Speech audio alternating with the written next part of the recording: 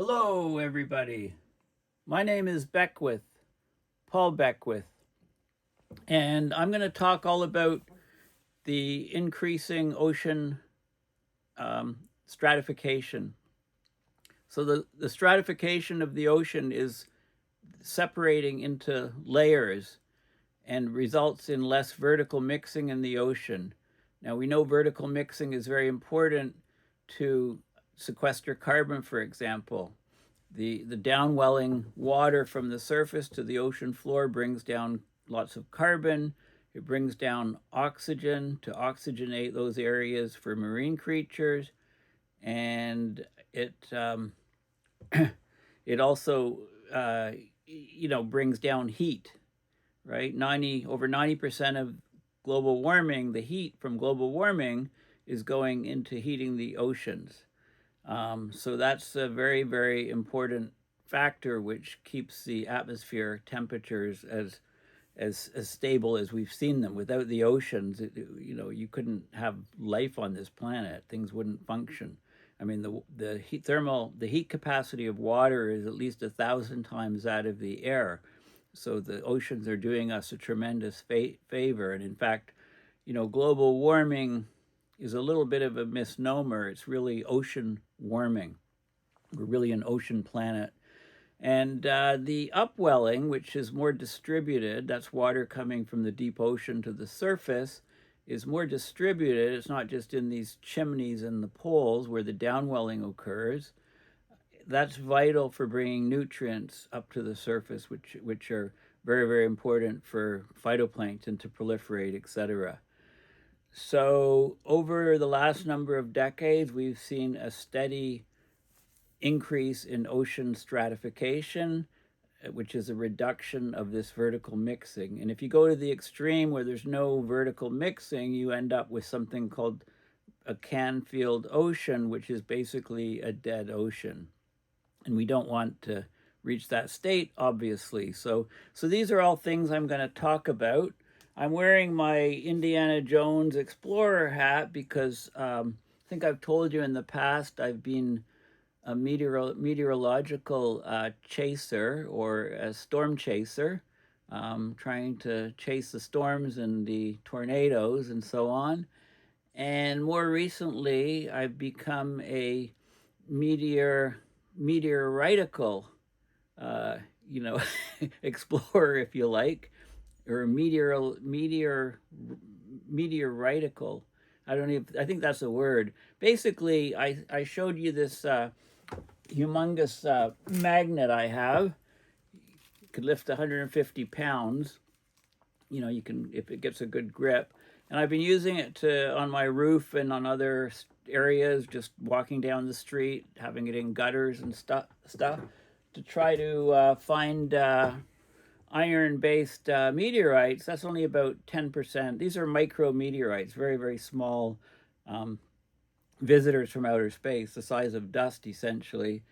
And I collected a bunch of them. I've been looking on my roof. I've been looking at them under microscopes, but after reading more of this book called The Meteorite Hunters,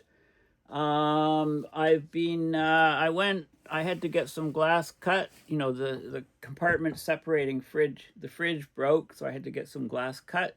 I was at a glass and paint store, and I just, they told me it was ready. I just told them the dimensions, and it was ready a couple days later.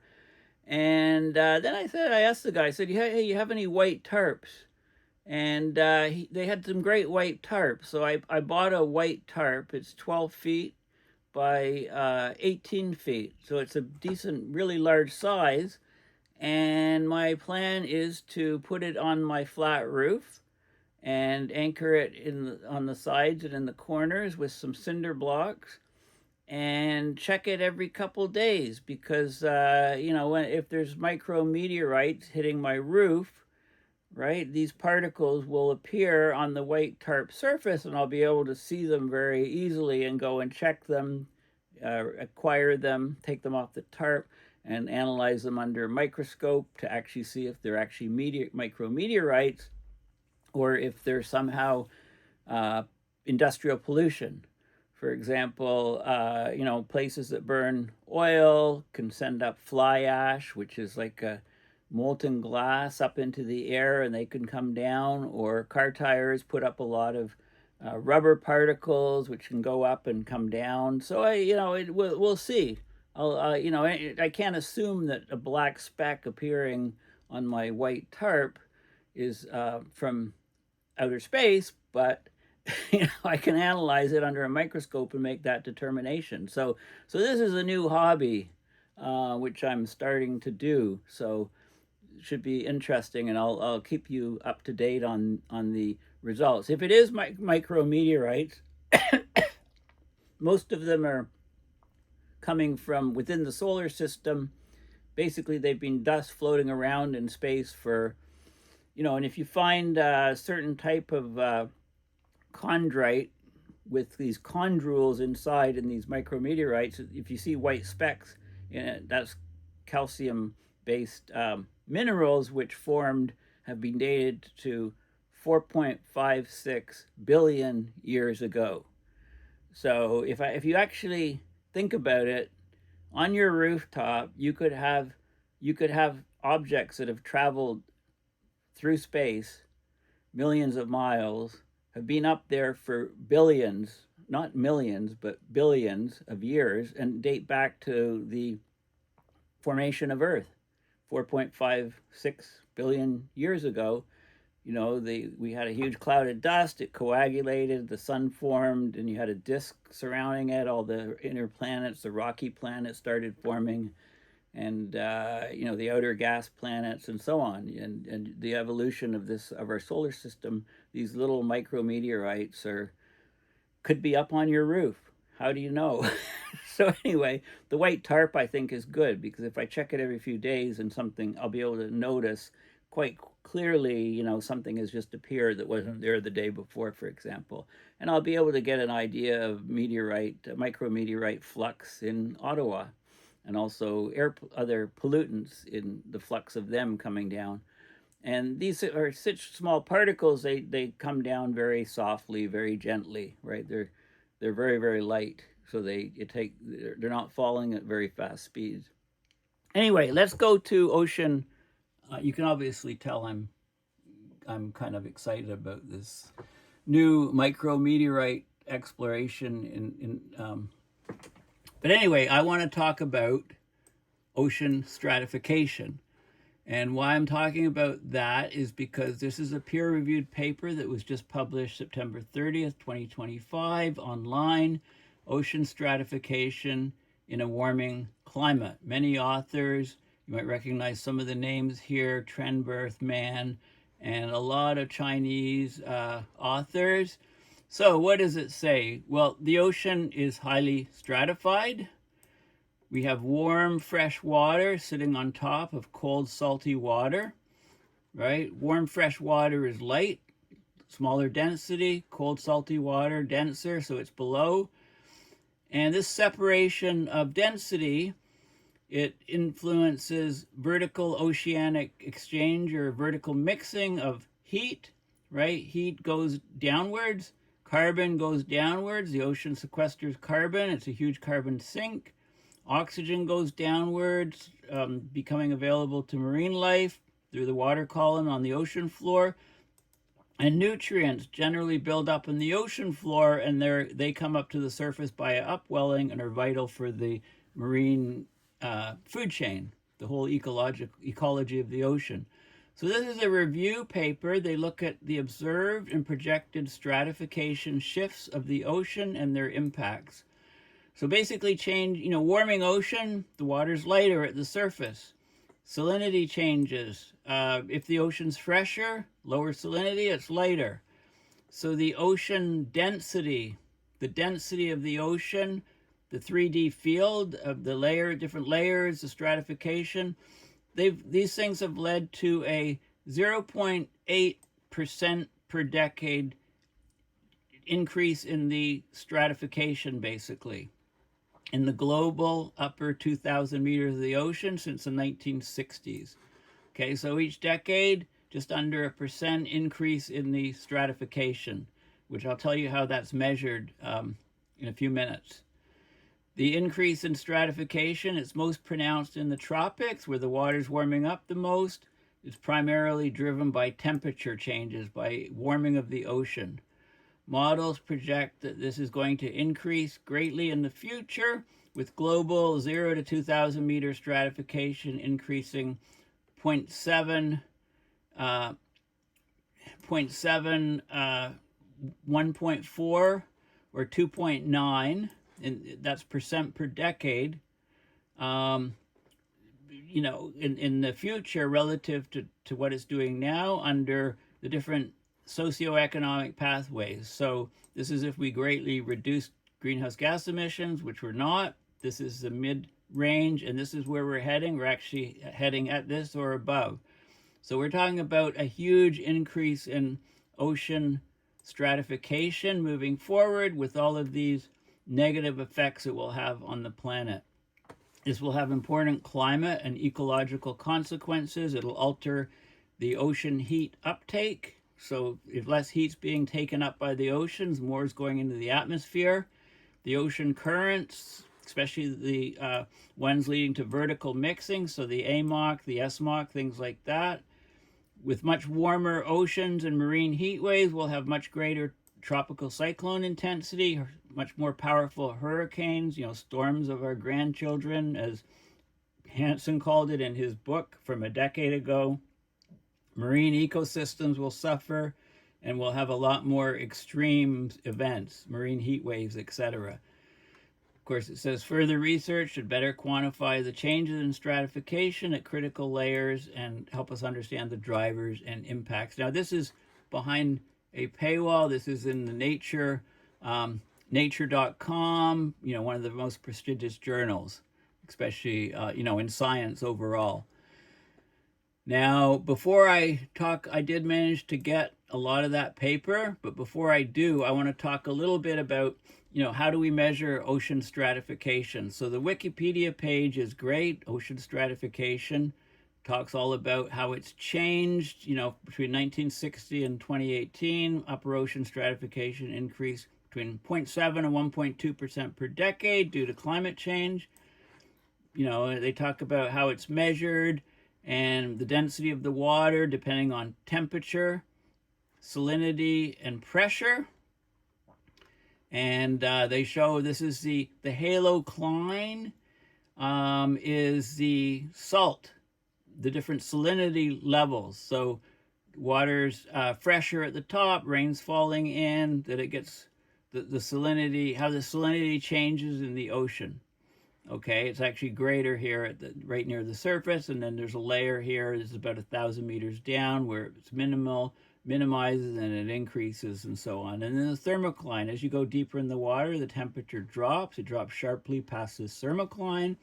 And if you combine the halocline and thermocline, you get the pycnocline, which is the density change. So density, lighter water at the surface. As you go down, it gets heavier and heavier. It gets colder, and it gets saltier as well. Okay, now there's a term used here to quantify ocean salinity. So how do you quantify, ocean stratification? How do you quantify it? How do you define and quantify it? There's something called the buoyancy frequency, which can be used as a direct representation of stratification in combination with observations on temperature and salinity. Okay, so there's something called, so we got this buoyancy frequency N. It's the intrinsic frequency of internal gravity waves. Well, what does that mean? If you take a parcel of water and you displace it vertically, it tends to bounce up and down past the equilibrium point, right? It oscillates for a while with a certain frequency. That frequency is determined by the n squared parameter. And it's minus g, g's gravitational constant, divided by rho zero, a reference density, sort of average or mean density. And then it's multiplied by the change of density with depth. Z is the depth parameter. Now, normally density increases as you go down, so this factor is negative. Negative times a negative is a positive. It gives you n squared is a positive, and you can get a real number. And this is water is considered to have a stable stratification when this derivative term, the del rho, del density with depth, del z, distance is depth, is less than 0, right? So if this term's less than 0, you get a real value of n. The ocean's stable. You get n values about 10 to the minus 4 in the deep ocean, 10 to the minus 3 in upper parts of the ocean. The buoyancy period is 1 over n. It can vary typically between 10 and 100 minutes. So it's a bit of a sluggish response. But that's how it's defined. Okay, now there's some information here on how it's increasing over time since 1960. So you can see this n squared is increasing here, meaning that the buoyancy or stratification is increasing in the oceans. This is overall in the overall oceans, and then this is in the Pacific Ocean basin. It's increasing significantly. And this is in the Atlantic basin. It was increasing, and it was stabilized. Indian Ocean up, Southern Ocean up. So most of the ocean basins, definite increase in the stratification. Possible exception, the Atlantic. Okay, so this is a great Wikipedia article talking all about buoyancy and ocean stratification. And I also have the link here to what a Canfield ocean is. This is basically an ocean. The deep ocean is anoxic, no oxygen, and it's sulfidic. It's got a lot of sulfide, and it happened during a time so-called of the boring billion, 1.8 to 0.8 billion years ago. And there are many reasons for it, but it was basically a dead ocean, an ocean with very little vertical mixing. We don't want to head back there because of what we're doing to our planet. Okay, so let's go back to this paper then, and let's look at some of the details of this peer-reviewed paper in Nature, Ocean Stratification in a Warming Climate. So, of course, ocean stratification, it's the layering of seawater. The density of the seawater is dictated by the temperature, right? Warmer water is lighter. The salinity, saltier water is heavier, and that determines the density, these two factors. So warmer, fresher, less dense water sits on top of cooler, saltier, denser water. Now, the formatting is a bit off on this for some of the words, like stratification, right? You don't need the hyphen there, obviously. So the stratification strength changes with depth, and you get several distinct layers. So you get a mixed layer at the surface. A mixed layer basically has a vertically homogeneous density. So the density is not changing in this layer with depth. So the water can freely mix. So it's got weak stratification. And it allows for air-sea exchanges of gases, greenhouse gases, things like that. There's a barrier layer below, and below that there's a salinity-dominated, there's a deeper a deeper isotherm layer. We get these thermoclines, haloclines, and pycnoclines. The thermocline there's a pronounced vertical gradient in temperature. Right, warmer water, suddenly it drops off a cliff, gets very cold, the thermocline. The halocline is that same sort of thing, but in terms of salinity. Okay, and then the pycnocline is the change in the density. So it's a combination of these other two, the thermocline and the halocline mushed together gives you the pycnocline. And from the gradient, we can determine stable conditions. If there's too much stratification and stability amongst the layers, you don't get mixing of the layers. There's limited convection or vertical movement. The layers act as a barrier to vertical mixing, and the mixing is important for heat, momentum, carbon, oxygen, and nutrient. So the change of stratification of the oceans is a really big deal. Since 1970, the increase has been between 0.8 and 1% per decade. The increase in this n squared number, or the stratification number, that's in the shallowest water, 0 to 200 meter depth. And that's going to continue into the future with all the climate models and warming we're seeing. The upper ocean responds faster than the deeper ocean to greenhouse gas forming because it takes time for the heat to go from the upper ocean to the deeper ocean. So we're going to get asynchronous changes in the surface and subsurface oceans. So the surface changes are going to be much greater than the deeper changes. Now, this is the increase in ocean stratification has numerous climate implications. So there's decreased ocean mixing, vertical mixing, decreased ocean ventilation. So there's less heat going down into the deep ocean. So more is going to be in the upper ocean and the atmosphere. The nutrients don't come up from below to above, and oxygen doesn't go from the near surface to the deep ocean. So there's more heat piled up in the near surface layers, more CO2 in the air. So the speed and magnitude of our surface warming where we live in the atmosphere is much, much greater. So it's a critical feedback to climate change. The increased stratification reduces vertical oxygen exchange. It exacerbates deoxygenation. It puts ocean life at risk throughout the water column and down to the ocean floor. Oxygen minimum zones are expanding in the tropical and North Pacific, North Indian, equatorial Atlantic oceans. That compresses the habitats where macroorganisms, large organisms, can survive, negatively impacts fisheries. It also enhances the production of nitrous oxide, which not only is a strong greenhouse gas, but nitrous oxide is harming the fungi that have a symbiotic relationship with trees. So the trees don't, terrestrial trees won't absorb so much CO2 without the fungi. That's about a third, it's about 13 gigatons per year is being absorbed by the vegetation on land in symbiosis with the fungi. And I'll have to do a separate video on the very importance of this hidden climate hero, the fungi. Okay, so it's a big deal. Ocean stratification is a very big deal. This is a good diagram showing the sun's coming in, heating the surface layer. We have a mixed layer here where the water can move throughout this whole layer. This is the pole. This is one pole. This is the other pole. The tropics here. You have this, so you can see, there's sea ice at the poles. There's wind on the surface, there's solar heating, rainfall. You get a mixing of the water here.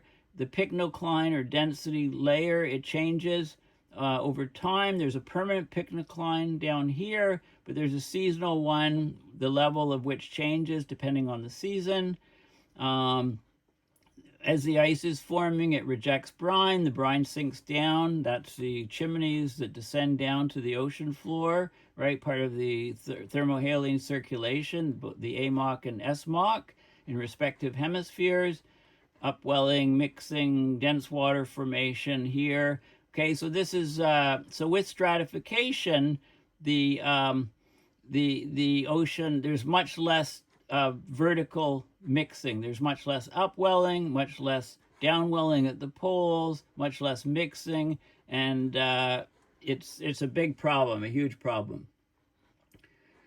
Okay, so ocean stratification, it forms a distinct vertical feature depending on the structure of temperature, salinity, and density. The global mean ocean density increases. Now, you got to add 1,000 to this. They've subtracted 1,000 from each of these. So it's actually 1,023 kilograms per cubic meter. That's the global mean ocean density. That's at the surface. And as you go down, if you go down 500 meters, the average global mean ocean density, 500 meters depth, is higher, 27.1 kilograms per cubic meters. There's a strong gradient between those two on the pycnocline, which can be within 20 meters. It can vary during seasons, 20 to 200 meters depth. So they talk about a positive N2. So N2 is the parameter which I showed you from the Wikipedia page on stratification, how it's defined. And if it's N2 is real, then you've got a stable, stratified ocean, basically. So so the higher the N2, the more stratified the ocean is. And it talks about how it's 2.2 times 10 to the minus 4 per second squared. That's the peak of it. The stratification in the upper ocean is stronger than that in the deep ocean. Upper ocean 0 to 200 meters, deeper ocean 200 to 500 meters. This stratification is dominated by temperature structure, decreasing from 19 Celsius at the sea surface to about 8 Celsius at 500 meters. Above 150 meters, the salinity structure reinforces this thermal effect because of the fresher water near the surface, but from 150 to 500, the salinity compensates somewhat for thermal stratification, so the opposite effect. So this shows you a map of the global oceans. We're looking at this stratification factor, this n² factor, in the first 200 meters and from 200 to 500 meters, so it's much stronger near the surface. This is the scale here, so lower numbers to higher numbers, so less stratification to more stratification, and you can see, areas of the tropics, very high stratification, and there's different, it's weaker at when you go down with depth, the stratification, and this shows you, this is depth here in meters, and this shows you the temperature. So temperature at the surface versus temperature at 500 meters. This curve here is the salinity, and you can see it peaking here. In this case, yeah, fresher water at the surface, because rain freshens it. And then it's saltier down to about, showing about 150 meters here, and then it freshens again. And then this is the density of the water. And then we have something, this is the n² parameter, the buoyancy, where the buoyancy is strongest. The n² is most positive here, so it's got the strongest buoyancy. And, then it weakens as you go deeper and down. Water's colder overall, less stratified. Okay, so then this is global oceans, and then it's divided into the West Pacific, which is the area D here, the East Pacific, which is the area E in this box. Bay of Bengal is F. We're Bay of Bengal up here next to India. The Amazon plume, right? The Amazon River plume here, just off the coast of the Amazon rainforest. Got the Gulf Stream up here, H. Northwest Pacific, I up here, and then Southern Ocean down here, J, K is the Arctic, H here is the, well, I said H is the Gulf Stream already. Okay, so it does these temperature, salinity, density, and n², the salinity, the stratification factor for all the oceans, all the information here of what the oceans have been doing. Okay, and then you can go down and you can look at the what they've been doing over time from 1960 to now, and then projected into the future. Okay, this is these are the different scenarios. This is a track that we're on, the high emission scenario. This is a low emission scenario. We're nowhere close to that. This is in the mid, but we're tracking the red basically, and it shows you the change in the stratification, getting more and more stratified basically. This is from 0 to 200 meters, very, very strong. 0 to 2,000 meters, not quite as strong. And the change at the pycnocline specifically level. And then there's maps here showing, this is through time. This is showing the stratification, the n² values, and the projected changes. So, big, huge changes occurring. This is roughly where we are right here in terms of time-wise. And look at that, we're expecting huge stratification to develop that problem's going to get worse and worse. So how are we going to get sequestration of carbon? How are we going to get, how are we not going to have massive heat waves in the ocean leading to massive heat waves on land? I mean, right? And then they talk about the details, the tropics, being, the intertropical convergence zone region, monsoon regions, they're all affected by the stratification and temperatures of the ocean. So they looked at the different places around the planet with the different projections and scenarios and so on. Let's go to some more images. So this is the n² stratification changes, 0 to 200 meters, very strong, 0 to 2,000 meters, the pycnocline levels, and there's a plethora of maps showing changes to the n squared, the stratification number around the planet. More data for high emission scenarios versus low emission scenario. I mean, huge stratification occurring now and into the future with this n squared parameter. And this is a really interesting map. So it shows the global system. It shows the ocean currents, eddies, and so on. The monsoons here, tropical cyclones, marine heat waves occurring. E is evaporation, P is precipitation, evaporation exceeding precipitation in these regions, precipitation exceeding evaporation here, and so on. This depends on the Rossby waves and Faro waves and so on, patterns. And then it goes into the water column. So it shows you the descent of water at the poles, feeding the bottom water. And it shows you the different stratification levels of the ocean and different modes of current and so on throughout the water column. A side section view, and then also a frontal view here. You can see like a mixed layer here, a barrier layer, the pycnocline, the colder water under here, carbon sequestered, oxygen goes down, nutrients actually come up through upwelling, and the different trends in stratification. So the red, of course, getting huge stratification. The redder the areas, but the whole ocean pretty much is becoming more stratified. So this is very important information. And then there's plots here. There's some graphs. This is vertical stratification increasing. And then you get less ocean heat uptake, right? More of the heat in the ocean stays near the surface because the water is much, much hotter. Then it doesn't absorb the heat as well. Okay, so it shows the ocean heat content efficiency, the uptake efficiency. The oceans are less able to absorb that extra heat.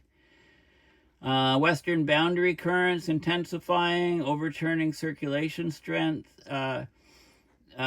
declining. This is the thermohaline overturning circulation declining, less vertical mixing. This is a crucial paper. Ocean atmospheric coupling in terms of warming of the oceans, warming of the surface, and so on, right? And then there's more maps and stuff showing the different emission scenarios and what we can expect. I mean, we're heading right here. We're at the worst scenario. This is what we're looking at right now on our present trajectories. At the end of the century, really huge stratification of the oceans. And this is the pycnocline difference. This is the summer and winter stratification, right? Just incredible changes to our planet. Thank you, humans. And then they go and they talk about different projections and the consequences of long-term stratification, things on tides and mixing, marine heat waves, biogeochemical changes, right? It's future stratification changes exert a further impact on ocean heat uptake, surface temperature changes, right? And then the ocean response, stratification effects, right? Different specific details. They talk about North Atlantic deep water formation, decreasing, slowing the AMOC. So you'll get rising CO2 concentrations. There's less less carbons less CO2 is being absorbed by the ocean, right? If the water's cold, you can dissolve a lot of CO2. If the water is warmer, you dissolve less CO2. It's the opposite with gases and solids. So a warmer ocean can dissolve more salt, but it can only hold much, much less gas, whether it be CO2 or any other gas. So we're getting a more stratified subpolar North Atlantic. That'll change that'll change everything, basically. Weakened AMOC. They talk about the Indonesian through flow transport. This is all coming up from this map I showed you right here. Okay, the original map at the top here. I mean, this is a key figure, right? This is the Indonesian transfer flow, the water flow through the archipelago here. So it's all in that. It's all in that map, basically. Yeah, things are just going to get much, much worse quickly. So this paper goes a long way. You know, again, we're a water planet. You know, the oceans are vital for, you know, what they do in order to stabilize the temperatures in the atmosphere, and they're losing that ability rapidly. You know, ecosystems are going to be hammered. Marine ecosystems, marine heat waves, coral reefs, severe biological impacts, mass mortality, habitat shifts. Right? Ecosystems have historically in the ocean been insulated from surface ocean heating by the cooling effect of internal waves in the ocean. That's going to be reduced, right? So we do head to, they talk about changes in the Kuroshio extension. There's a lot of details. Surface and internal tides, you know, how they're important for mixing water. The geochemical, biological impacts, climate modes in the Pacific. So basically, you know, tipping points and abrupt changes. During the Holocene, beginning about 11,700 years ago, stronger upper ocean stratification in the tropical East Pacific favored more multi-year ENSO events during that period because of more efficient ocean-atmosphere coupling.